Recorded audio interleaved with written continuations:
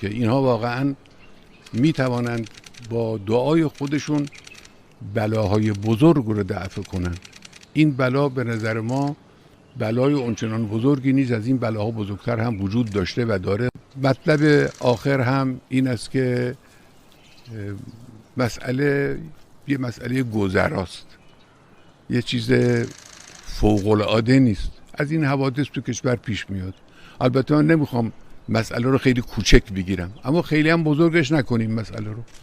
یه قضیه ایست پیش آمده، یک مدتی که انشالله خیلی طولانی نخواهد بود، این برای کشور وجود خواهد داشت. بعدم رخت بر میبنده و میره و میتوانه تجربیاتی که ما در این زمینه به دست میاریم و فعالیتی که مردم میکنن، دستگاه ها میکنن و در واقع یک رزمایش عمومی در این زمینه انجام میگیره، این میتوانه دستاورد باشه. اگر این دستاوردها رو داشته باشیم، بلا برای ما تبدیل میشه به نعمت